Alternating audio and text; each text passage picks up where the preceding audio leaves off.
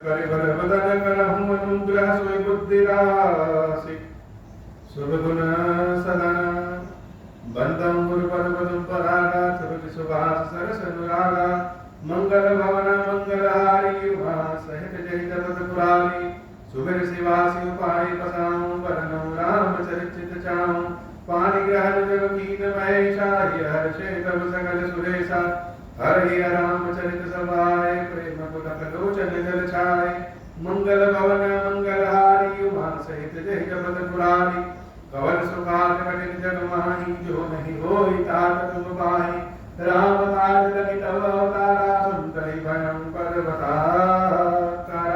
हे महादेव इस जगत बाबा इस जीवन बाबा नंद कार्य कठिन नाय पुकार दुर्गम ये सारे कार्य सरल और संभव हो जाते हैं बाबा अगर आपकी कृपा हो जाए। यह रहस्य रघुनाथ कर भेगी न जाने कोई जो जाने रघुपति कृपा सपन मोहन होई और ज्ञान भगत कर भेद सुनो प्रवीण जो सुने होई राम पद प्रीति सदा अभिछीन मंगल भवन मंगल हारी उमा सहित जहि जपत पुरारी। काकुशुंडी जी महाराज से गरुड़ जी ने बड़ा उचित प्रश्न किया कि ज्ञान और भक्ति में अंतर कैसा। और प्रश्न तो केवल यह है कि ज्ञान और भक्ति में अंतर कैसा, लेकिन जैसे यह भी जानना चाह रहे हूं कि ज्ञान और भक्ति में श्रेष्ठ क्या है। कभी कभी हम जानना तो बहुत चाहते हैं लेकिन पूछने में संकोच करते हैं और सुनने वाला या हम जिससे पूछ रहे हैं वो इतना ज्ञानी हो जाता है कि वो जान जाता है कि हम चाहते क्या है। जैसे किसी व्यक्ति से अगर पूछिए कि आपके पास चीनी है क्या, किसी के घर जाइए और पूछिए कि आपके पास चीनी है क्या, तो जिससे पूछ रहे हैं वह जान जाएगा कि इनको चीनी की आवश्यकता है तो वह कहेगा कि हाँ है, दे क्या। वैसे ही गरुड़ जी महाराज ने केवल यही पूछा कि ज्ञान और भक्ति में अंतर क्या है। हम कुसुम्बी जी महाराज जान गए कि ये सिर्फ अंतर ही नहीं, यह भी जानना चाहते हैं कि ज्ञान और भक्ति में श्रेष्ठ क्या है। तो ज्ञान श्रेष्ठ है कि भक्ति श्रेष्ठ है, यह सबका अपना अपना मत है। ईश्वर तो उसके भी हैं जो ईश्वर को नहीं मानता। सनातन धर्म में या किसी भी धर्म में, हम सनातन धर्म के हैं इसलिए इसकी बता रहे हैं कि बहुत से लोग ईश्वर को नहीं मानते, नहीं मानेंगे कि ईश्वर की कोई सत्ता है। भगवान तो उसके भी हैं, अच्छा कर्म करेगा तो वह उसका अच्छा फल पाएगा, बुरा कर्म करेगा तो बुरा फल पाएगा। और बहुत से ऐसे लोग हैं जो मानते हैं कि भगवान है लेकिन वह यह कहते हैं कि हम जैसा कर्म करेंगे वैसे ही भगवान की कृपा है, उनके लिए भी भगवान है। और बहुत से ऐसे लोग हैं जो यह कहते हैं कि ईश्वर ही सब कुछ, वह जो करता है वही होता है, तो उसके लिए भी ईश्वर है। तो ज्ञान और भक्ति में अंतर क्या है और दोनों में श्रेष्ठ क्या है। कुसुम्बी जी महाराज ने बताया कि ज्ञान पुरुष है और भक्ति स्त्री। जो ज्ञानवान व्यक्ति होगा वही इच्छा को छोड़ सकता है, और जब इच्छा को छोड़ेंगे तभी भक्ति प्राप्त होगी। अर्थात स्त्री और पुरुष दोनों एक दूसरे से कौन छोटा कौन बड़ा यह नहीं, एक दूसरे के पूरक हैं। तो ज्ञान और भक्ति भी एक दूसरे के प्रतिद्वंदी नहीं है, एक दूसरे के पूरक हैं। बिना ज्ञान के भक्ति प्राप्त नहीं हो सकती। जब तक जानेंगे नहीं तब तक भक्ति प्रेम और गाढ़ी नहीं हो सकती, और जब तक भक्ति और प्रेम नहीं है तो ज्ञान का अंतिम कोई लक्ष्य ही नहीं। ज्ञान का अंतिम लक्ष्य ही प्रेम है, भक्ति है। व्यक्ति जब इतना ज्ञानी हो जाता है, जान जाता है कि संसार तो सब माया है, कुछ नहीं है, संतोषी हो जाएगा और भक्ति और प्रेम तही बिलो की माया सकुचाई करी न सकई कछु निज प्रभुताई अस विचार जे मुनि विज्ञानी जा चाहि भगत सकल सुखानी। आगे औरों ज्ञान भक्ति कर भेद सुनो सुप्रभु। और भी ज्ञान और भक्ति में अंतर है। हे गरुड़ जी को कामचुंडी जी क्या कह रहे हैं? सुनो सुप्रवीण। सुप्रवीण क्यों? क्योंकि ऐसा प्रश्न वही पूछ सकता है जिसको खुद ज्ञान हो, जो प्रवीण हो, जो निपुण हो हर चीज में, अभ्यस्त हो हर चीज में, जो सुनी होई राम पद प्रीति सदा अभिचि। इस बात को सुन करके भगवान के चरणों के प्रति सदैव प्रेम हो जाए। लक्ष्मण जी ने वनवास के समय में भगवान श्री राम से पूछा कुछ प्रश्न, और प्रश्न पूछने के पहले ही यह बता दिया कि हे प्रभु, अगर प्रश्न का उत्तर जान करके मेरे मन में आपके प्रति लगाव, प्रेम, भक्ति कम हो तो प्रश्न का उत्तर मत दीजिए। हाँ, प्रश्न का उत्तर जान करके आपके प्रति यह भक्ति और बढ़ जाए तो बताइए। तो लक्ष्मण जी पहले से ही अपने पक्ष के प्रति स्थिर हैं।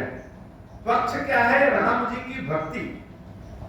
और संसार का कोई भी चीज कितना भी कीमती ज्ञानी क्यों न हो, अगर उसको प्राप्त करने से हमारी भक्ति कमजोर हो रही है तो वह हमको, इस लक्ष्मण को नहीं चाहिए।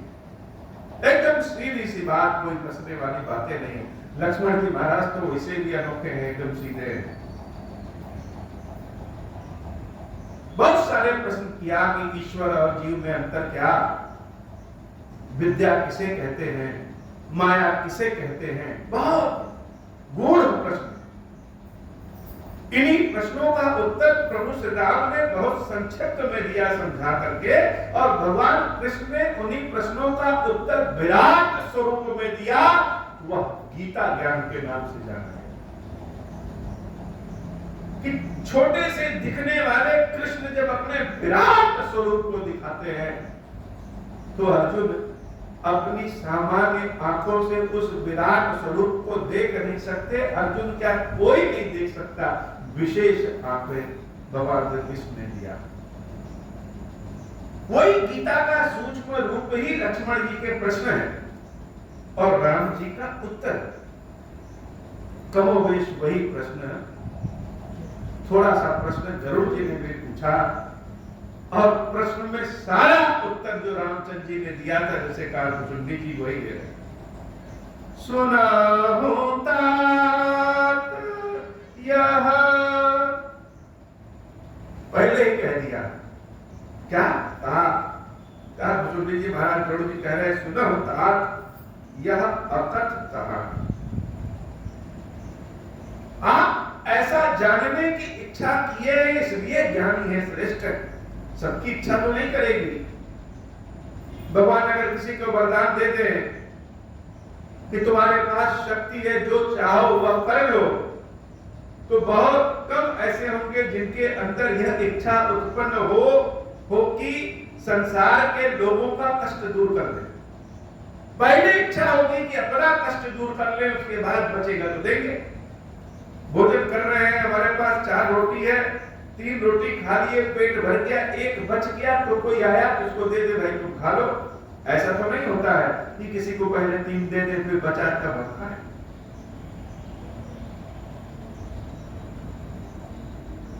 तो भुसुंडी जी महाराज ने गरुड़ जी महाराज को कहा था, क्योंकि ऐसा प्रश्न आपने किया है, और इस प्रश्न का जो उत्तर है वो अकथ कहानी है, बताया नहीं जा सकता। बहुत लोगों ने पूछा, बहुतों ने समझा, और हमारे और आपके बाद आने वाली पीढ़ियों में भी लोग पूछते रहेंगे और बताने वाले बताते रहेंगे। यह ऐसा प्रश्न ही है। किसी को ज्ञान श्रेष्ठ लगेगा, किसी को भक्ति श्रेष्ठ लगेगी, किसी को दोनों श्रेष्ठ लगेगा, किसी को ईश्वर ही सब कुछ है, किसी को जीव ही सब कुछ है, ईश्वर माने कुछ है ही नहीं। तो हे गरुड़, यह क्या है? यह अकथ कहानी है। सुन होता यह अकथ कहानी समुचत बनई न जाए बखान। यह समझते भी नहीं होगा और बखान करते हुए बने। हम समझाते रहेंगे, आप समझते रहेंगे, समय चलता रहेगा, ना हम समझा पाएंगे और ना समझ पाएंगे। बड़ा सार गर्भित प्रश्न का उत्तर, बड़ा सार गर्भित। भुसुंडी जी महाराज जैसे ठेठ बोलते हैं, कहते हैं कौवा काव काव बोलता है, आपको पसंद हो तो और ना पसंद हो तो काव काव। कोयल गाली में देगी तो इतने सुरीली आवाज में कि लोग कहेंगे बहुत अच्छा बोल रही है, और कौवा राम राम भी कहेगा तो लोग कहेंगे क्या काव काव करता है। तो भुसुंडी जी महाराज प्रश्नों के उत्तर को, चीजों की व्याख्या को बड़ा ठेठ देते। यह प्रश्न अकथ कहानी है, न समझाते बनेगा न समझते बनेगा, फिर भी बता रहे हैं। ईश्वर अंश जीव अविनाशी चेतन अमल सहज सुख राशि। यह जीव क्या है? यह ईश्वर का अंश है। और जैसे ईश्वर अविनाशी है वैसे जीव भी अविनाशी। गंगा नदी से अगर हम जल लेके आए तो उसको क्या कहेंगे? उसको कहेंगे गंगा जल। लेकिन वह गंगा जल अगर जमीन पे गिर जाए और हम फिर से उसको उठाएं तो क्या होगा? वह गंगा जल तो जैसे अशुद्ध हो गया है। फिर से वह जल ले जाकर के जब तक गंगा में नहीं मिला देंगे और फिर से नहीं जाएंगे तब तक शुद्ध नहीं है। लेकिन जल अविनाशी है, समाप्त नहीं होता है। मिट्टी में मिल गया, उसका रूप बदल गया, भाप बन के बादल बन गया, उसका रूप बदल गया, फिर से गिरा, कहीं जाए रूप बदलता है, नष्ट नहीं होता है। प्रकृति का यही नियम है, ऊर्जा कभी नष्ट नहीं होती है, समाप्त नहीं होती है, रूप बदलती है। यह जीव जो हमारे अंदर का प्राण है, जिसको कहते हैं, यह क्या है? यह भगवान का अंश है, अविनाशी, समाप्त नहीं होता। चेतन अमर सहज सुख रस। यह चैतन्य भाव में आ जाए तो ईश्वर का अंश होने के नाते सुख की राशि है, बहुत सहज है, कोई अंतर नहीं है। लेकिन सो माया बस बयाऊं गोसाई बाद्यों की मर कट की नाई। गंगा जब सूरज के प्रकाश में तपता है, सूरज के माया से भाप बन करके जब बादल बन जाता है, वह जब गिरता है तो कहीं नाली में गिरेगा, कहीं नदी में गिरेगा, कहीं गंगा में गिरेगा, कहीं किसी धरती पे गिरेगा। जहां गिरेगा उस तरह का भाव हो जाएगा। वैसे ही यह जीव जो भगवान का अंश है, यह माया के बस, भगवान की माया के बस हो करके ईश्वर से दूर हो जाता है। और जैसे लगे कि माया के वशीभूत हो करके कभी बंदर बनता है, कभी कीड़ा बनता है, कभी मनुष्य बनता है, कभी पेड़ पौधे, अनेक रूप में परिवर्तित हो जाता है। जड़ हो चेतन हो, इस गांठ में यह बंध जाता है। यद्यपि एक ऐसा समय आएगा जब माया छूटती है, तब लगता है कि अब तो ईश्वर ही सब कुछ। जड़ चेतन ही ग्रंथि पर गई, जदपि मृषा छूटत कठिन है। यह झूठ समाप्त आसानी से नहीं होता। बहुत तेजी से कोई चीज आसमान में फेंकिए तो कुछ देर तक तो ऊपर जाएगा, लेकिन अंततः गत्वा माया खींच करके उसको जमीन पे लाएगी। यही हाल जीव का है। तब ते जीव भयम संसारी, छूट न ग्रंथि न होई सुखारी। जब से माया के चक्कर में यह आत्मा, यह जीव पड़ी है, तब से संसारी हो गया। हृदय से इच्छा ही नहीं होती है कि ईश्वर से मिलन हो, ब्रह्म तत्व मिले। हजार लोगों को ले आकर के बैठा दीजिए और सबसे कहिए कि इच्छा आपकी पूरी होगी, जो चाहिए वह मिल जाएगा। एक व्यक्ति भी मिल जाए तो बहुत बड़ी बात, जो यह कहे कि हमें ईश्वर की इच्छा है, हम चाहते हैं कि मेरा ईश्वर से मिलन हो जाए, यह आत्मा ईश्वर में समाहित हो। कोई नहीं कहने वाला। हम जीने की अभिलाषा रखते हैं, पाने की अभिलाषा रखते हैं, इतना कमा करके इकट्ठा करके रखना चाहते हैं कि आने वाली पीढ़ियां भी आराम से गुजरे। उदाहरण भी ऐसे लोगों का देते हैं, लेकिन शायद ही कोई ऐसा होगा जिसके हृदय में इच्छा हो जाए कि ईश्वर से मिलन हो। और जिस दिन इस माया से, यह संसार से ये जीव निकलता है, उसी दिन मुक्ति हो जाती है। तब ते जीव भयम संसारी, छूट न ग्रंथि न होई सुखारी। श्रुति पुराण बहु कर्म उपारी, छूट न अधिक अधिक अलाई। यह कर्म और फल का जो सिद्धांत है, यह बड़ा कठिन। यही वैतरणी लोग कहेंगे ना कि वैतरणी से पार नहीं हो पाते। क्या वैतरणी क्या है? यह कर्म और फल का सिद्धांत। कोई व्यक्ति आया हमारे पास, हमने उसको उसकी सहायता की और जो उससे चाहिए उसको दिया। जब वह हमने उसको दिया तो उस कर्म के बदले एक फल मिला। जिसने लिया उसको फिर से हमें वापस करने आना पड़ेगा, चाहे 100 जन्म बाद आना पड़े। जिससे हमने लिया या जिसको हमने दिया, उसके फल को हमें भोगना हो, चाहे पाप का हो चाहे पुण्य का हो, अनेक बार आना जाना पड़ेगा, लेकिन आना जाना पड़ेगा। अब बिना कर्म किए हम रह नहीं सकते और कर्म का फल भोगना ही भोगना। हम चाहे पुण्य कर्म करें चाहे पाप कर्म करें, उसको भोगना है।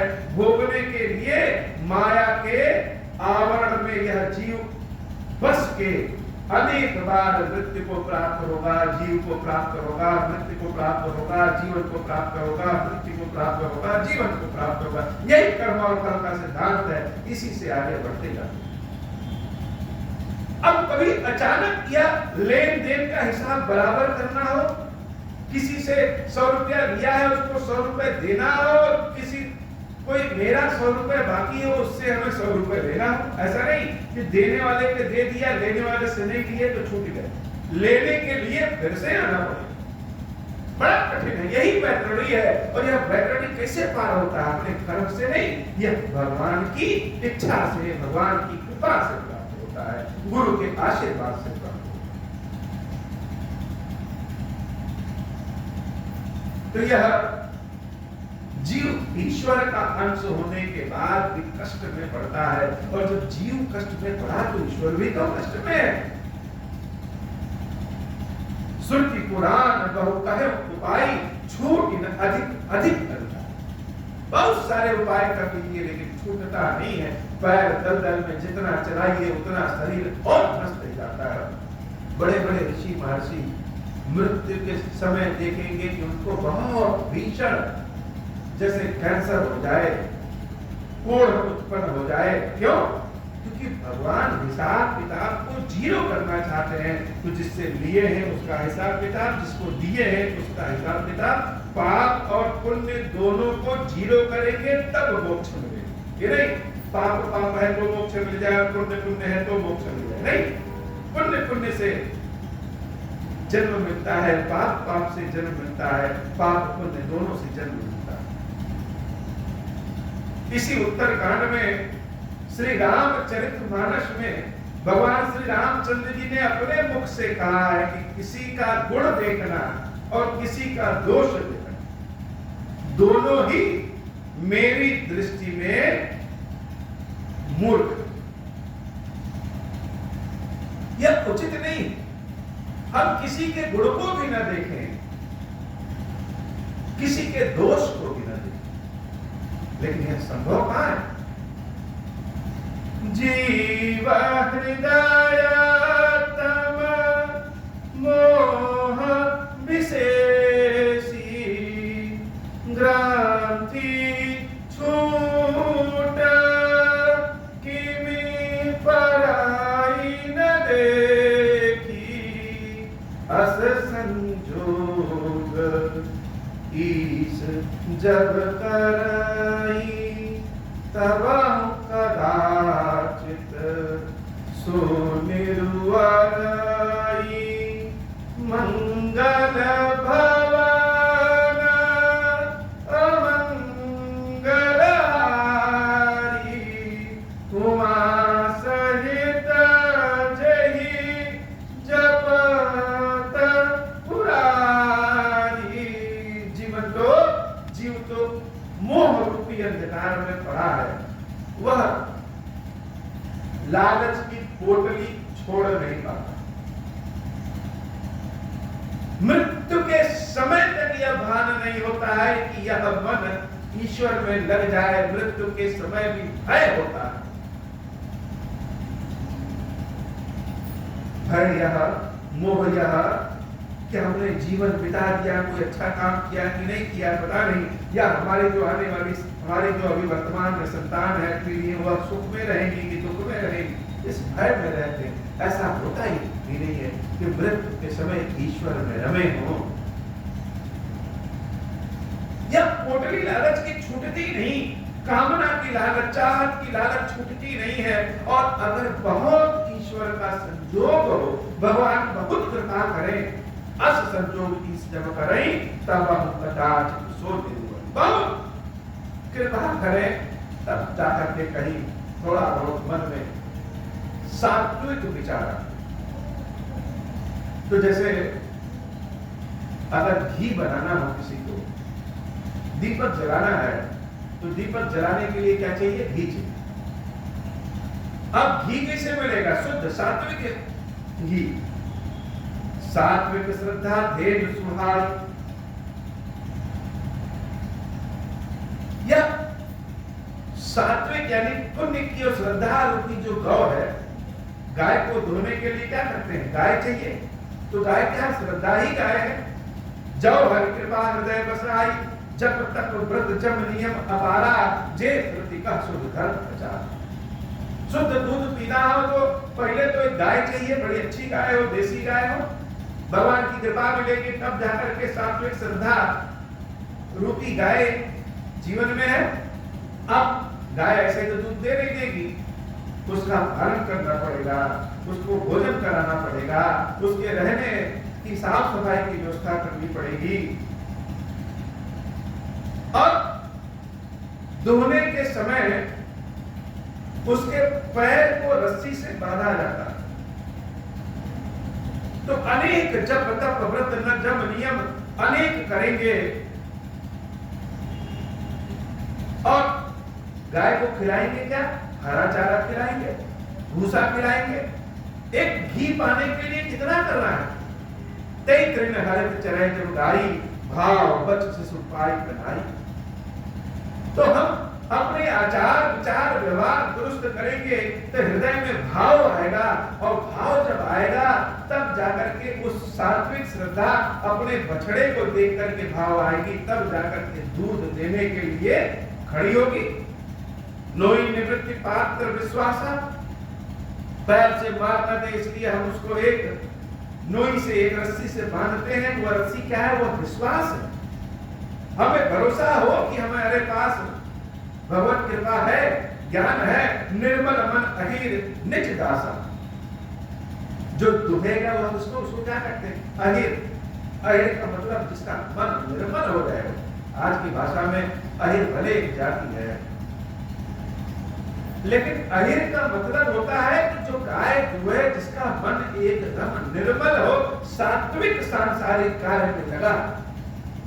निर्मल मन अहीर निज दासा, परम धर्म में पै दुहि भाई, आवटे अनंत अकाम बनाई। दूध भी धो लिए, अब घी तो दूध से निकल नहीं जाएगा, क्या करेंगे उसको? उस दूध को औटेंगे, गर्म करेंगे। तो हमारे मन में भावना ऐसी हो कि निष्काम, औटेंगे, दही बनाएंगे, गर्म करेंगे। दोष मनुत तब क्षमा जुड़ावे, श्रुति सम जामन देहु जमावे। उसके बाद कहीं से जामन लाएंगे, उस दूध में डालेंगे, तब जाकर के वह दही बनेगा। मुदिता मत है विचार मखानी, दम आधार रज सत्य सुबानी। दही जमने के बाद पत्नी से उसको मथेंगे। हमारे अंदर का जो दम है, नियम है, इंद्रिय निग्रह करें, खान पान पे अपने को रोक लगाएं, मन पे रोक लगाएं। उस तरीके से विचार को मथ देंगे, और जब मथेंगे तब मतिकारी देव नवनीता विमल विराट सुबह सुपरीता। मथने के बाद फिर कहीं वैराग्य रूपी मक्खन मिलेगा। जोग अग्नि करी प्रकट तब कर्म सुभाष मिलाए। उस मक्खन को जब हम अग्नि पे डालेंगे तब घी निकलेगा। तो हमारा कर्म परीक्षा की घड़ी पे शुभ अशुभ अनेक तरह के कर्म होंगे। अग्नि जलेगी, बुद्धि सिरावे, ज्ञान घृत ममता मन जल जाई। तो उसमें क्या होगा? घी जब निकलता है तो कुछ जलने वाला नीचा होता है, उससे छन्नी से छान करके शुद्ध दूध, शुद्ध घी बाहर निकालते हैं, तब जाकर के घी मिला। अब घी तो मिल गया, इतना सारा काम किए तब घी मिला। तब विज्ञान रूपी बुद्धि विशद घृत पाई। तो वो घी मिला जो वह बड़ा ज्ञान रूपी घी है, बड़ा शुद्ध है। लेकिन सिर्फ घी से तो प्रकाश फैल नहीं जाएगा। चित्त दिया भर धरे दृढ़ समता ये बना। यह सब करने में मन उब गया तो कहा है कि हम लोग थक गए, अब आरती करने का हिम्मत नहीं, थोड़ा सा आराम कर ले। वैसे यह चित्त जो है यह थक जाता है, उब जाता है। तो चित्त ही दीपक है जो एक जगह स्थिर है। तीन अवस्था तीन गुण तही कपास ते कार्य। अब बाती चाहिए, बाती के लिए भी खेती करेंगे, रुई निकलेगा, फिर उससे रुई से बाती बनाएंगे। सत्वतम रज तीन अवस्था जैसे उसकी, दूल तुरी सवार पुनि बाती करे सुधार। अब हम बाती भी रख दिए, दीपक भी मिल गया, उसमें घी डाल दिए और बाती भी उसमें रख दिए। यही विधि में से दीप तेज रात विज्ञान में जात ही जात सभी को जर ही मजा सलत। और एक दीपक प्रज्वलित कर दिया। दीपक का जो प्रकाश है, यह दीपक विज्ञान है, ज्ञान है। इसका प्रकाश बड़ा सुंदर है। सोहमस्मित वृत्ति अखंडा, दीप शिखा सोई परम प्रचंडा। आत्म अनुभव सुख सुप्रकाशा, तब भव मूल भेद भ्रम नासा। प्रबल अविद्या कर परिवारा, मोह आदि तम मिटै अतारा। तब सोई बुद्धि पाई उजियारा, उर गृह बैठ ग्रंथि निर्वारा। छोड़ ग्रंथि पाव जो सोई, यह तब यह जीव कृतार्थ होई। छोड़ ग्रंथि जान खबराया, विघ्न अनेक करे तब माया। रिद्धि सिद्ध प्रेरक बहु भाई, बुद्धि ही लोभ दिखा नहीं आई। प्रकाश हम फैला दिए। अब प्रकाश में हमारा मन करे कि भगवान का ध्यान लगे या कोई काम करे, लेकिन संसार में इतनी रिद्धि सिद्धि बुद्धि है कि अब मन भटक जाता है। कल बल छल करी जही समीपा, अंचल बात बुझावे दीपा। दीपक जला दिए तो कहीं से हवा ना आ जाए, हवा आ जाता है तो दीपक बुझ जाता है। इतनी मेहनत करके घी दीपक बाती इकट्ठा किया और जलाए तो हवा का डर है कहीं से हवा ना आ जाए। वही बुद्धि जो परम सयानी, तिन तय चितव अनहित जानी। जो कहीं विघ्न बुद्धि नहीं बाधव, तो बहोर सुर करहि उपाधि। इंद्री द्वार झरोखा नाना, तह तह सुर बैठी कर खाना। आवत देखें विषय बयारी, देहति देहि कपट उधारी। यह जो देवता लोग होते हैं यह भी कम स्वार्थी नहीं होते। यह क्या करेंगे?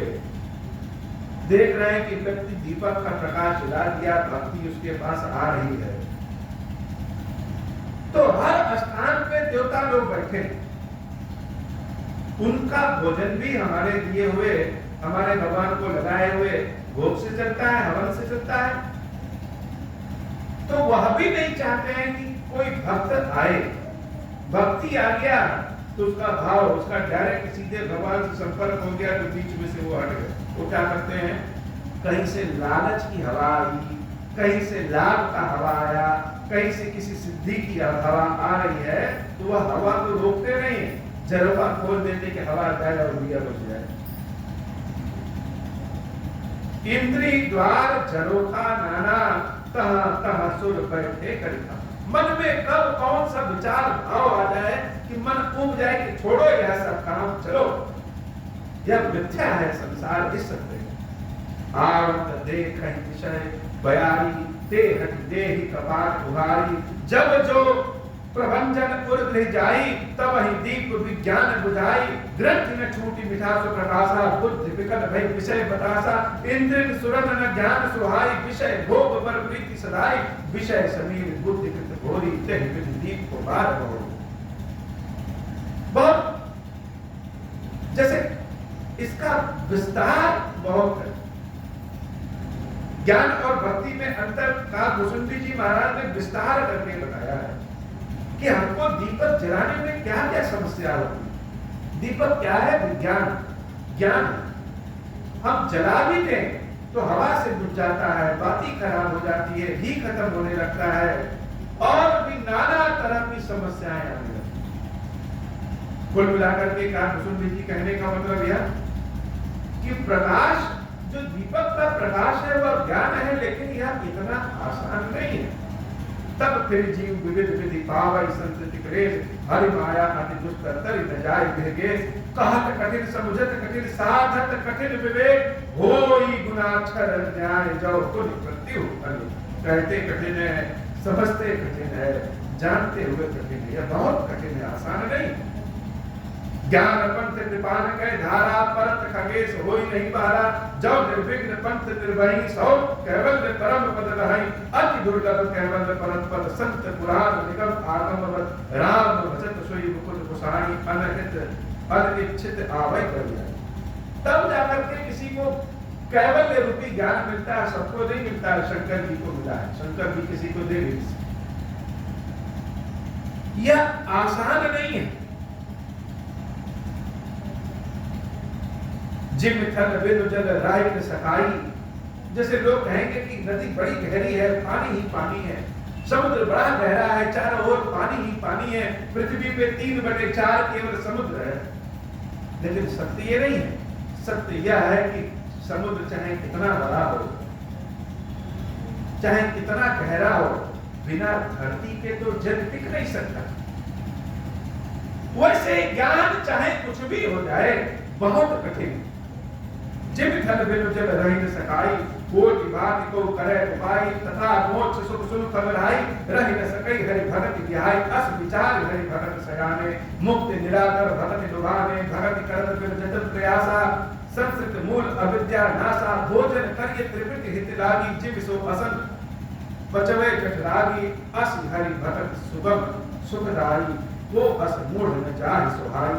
मंगल भवन मंगल हारी, उमा सहित जहि जपत पुरारी। सेवक सेव्य भाव भव न करिए दुर्गारी, बदहु राम पद पंकज अस सिद्धांत विचारी। जो चेतन कहा जड़ करई, जड़ई करई चैतन्य। अस समर्थ रघुनायक भजई जीव के धन्य। आज की कथा इतनी, आगे सभा करके बाबा श्री केशव महादेव जी, केशवी मैया जी हम सब के ऊपर बाबा कृपा करिए। अब हम प्रसन्न प्रभु मोह पर, नाथ दीन पर नेहु। निज पद भगति देहु, प्रभु पुनि दूसर देहु। तब माया वश जीव जड़, संतत फिरहि गुणान। हम पर क्रोध न करिए प्रभु, कृपा सिंधु भगवान। शंकर दीन दयाल, अब हम पर हों कृपाल। साप अनुग्रह वही जय विधि, नाथ थोरहि काल।